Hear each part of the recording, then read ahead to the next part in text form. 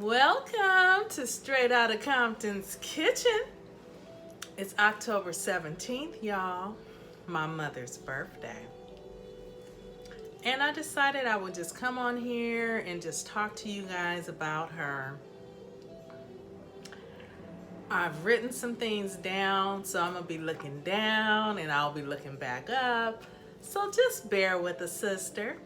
In the meantime and in between time, I pray that you are having peace in the midst of this pandemic, trust in the midst of this twindemic, hope in the midst of the hurricanes, faith in the midst of the fires and the floods, encouragement in the midst of the earthquakes, empowerment in the midst of this upcoming election, inspiration in the midst of injustice. And I'm hoping you're not allowing anybody to jack you for your joy. All right, so with all of that said, let's talk about this lady, Charla Valtz. Let me just make this a little straighter. That looks so crooked. Okay, Charla Valtz, my mother, my friend. What can I say? It's so much that I want to say. So let me get started so that I won't be making this too long of a video. But it's gonna be hard, I'm letting you know, because there's so many things that I want to say about her. Ooh! Ooh! My screen had just gone away. All right, so let's get started. She's still fine at 79. Her characteristics are: she's soft-spoken. She's so sweet. I had 3 people in less than a week. Somehow or another, we got on the subject about my mother, and they all said the same thing. Your mother is an amazing woman. And all of these 3 people, they don't know each other. They just, we were just talking about her. Somehow or another, we got on the subject. One of my cousins, I was talking to one of my cousins on my dad's side, and I was telling him, her birthday is Saturday. And he says, your mother is an amazing woman. And then last week, when we were celebrating my cousin's birthday, his 60th birthday, one of my other cousins said, I saw your mom in the Zoom room and everything, and she is an amazing woman. And then I spoke to another friend of mine, and she said, your mother is an amazing woman. And I said, she is an amazing woman. I agree with you. She's so sweet. That's what most people say about her. She's just sweet. She's a peacemaker. She is not a gossiper. She is on the phone quite a bit. People are calling her, but they're just calling just to say hi or get a word of encouragement, because that's just her. She's not going to talk to you about somebody else, because let me tell you what my mother told me a long time ago, and I have never forgotten this. She said, when people are talking to her about someone else, she said, chances are that person is talking about her too to somebody else. That's one thing. The other thing is, when they're telling you something about somebody else and you agree with them, they could later tell somebody else that you said everything that they said about that person. So she would always tell me, when you're in the workplace, be very careful, especially in the workplace, church, or any type of organization. Be careful what you listen to from other people. So she said, just get in the habit of saying, Don't give your opinion, because chances are they will use your opinion against you. Woman of wisdom. She's a nurturer. She loves children, And I told her years ago, she says I was probably 8 years old when I told her this, that God didn't want her to have more than one child because she needed to be available to take care of all of these other children.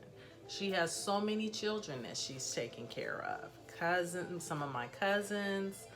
Um, she had her own daycare center. She took care of kids there. She took care of a few foster children. She took care of my cousin's daughter when my cousin was not well. Just, and I told her, she said I told her this at 8 years old, that God didn't want you to have any more children because you needed to be available to take care of these other children. So she loves children, and all the children love her. She can just go to the store and these little children just be looking at her and talking to her. She's just that person. So she knows how to treat people. She always talked about how would that person feel if it happened to them, And she's like, I just want to treat people the way I want to be treated. How would that make them feel if that happened to them? She's just all in her feelings with that. Let me scroll down here. So in other words, treat other people as you would have them treat you. She's a strong believer of that. So she's not only my mom, she's my friend. And now she's like my daughter because I'm in a position as an older woman or a seasoned woman. I'm learning how to say a seasoned woman, as I'm a seasoned woman in my 50s now, approaching my 60s. I'm in a position to care for her. Whatever she needs. If she wants me to help her with her bills, I always say, Mom, don't you want to just have your groceries delivered? Don't you just want to do automatic electronic banking? And she's like, no, I'm okay. So that's her. So Charla, I admire you. Now this is her story. Instead of history, this is her story. She was born in Newellton, Louisiana, and grew up in St. Joseph.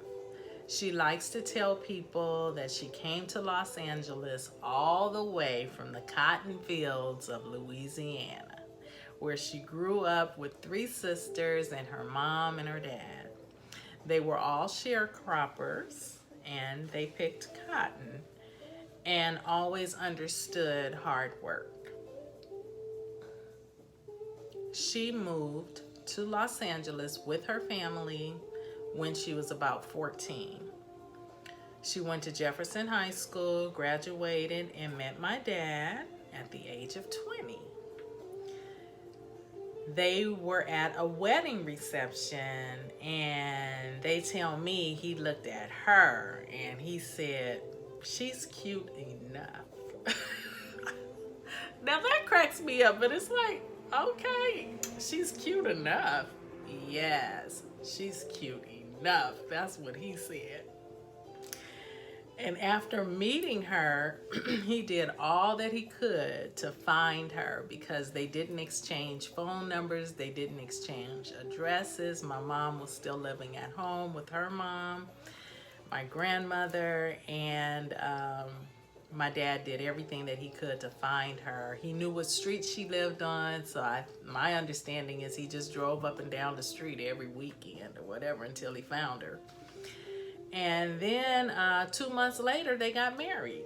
So they met in October and were married in December of that same year. And they are happily married to this day for 59 years in December. And you know what? They still hold hands, y'all. Yes, they do. I've witnessed it. We went to the doctor. I think we took my dad to the doctor.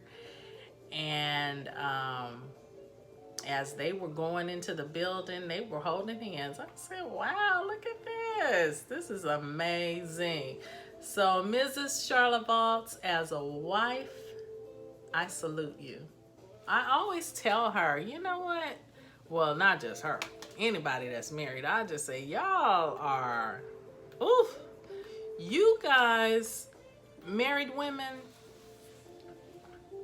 I salute you all. That is not easy, okay? Because I hear some of the things that men say, and it's like, oh, girl, I'd be. No, but, and that's probably why I'm not married. Because, anyway, this is not about me. This is about her story. Okay, so Mom, she also said that my dad brought her out of her shyness. And I was like, really? Because as long as I've known my mother, she is a social butterfly. She is personable. She loves having get-togethers and playing cards and entertaining. I mean, this is the woman that I know, but she said that there was a time when she was really shy, and my dad brought her out of that. So let's see. Throughout her career, she worked as a nurse, taking care of patients, and worked as a teacher, taking care of children. She was an entrepreneur with her own child care center with a bachelor's in child development. Charlotte Baltz, the nurse, the teacher, the supervisor, the caregiver, I celebrate you. Her words of wisdom to me were nuggets such as,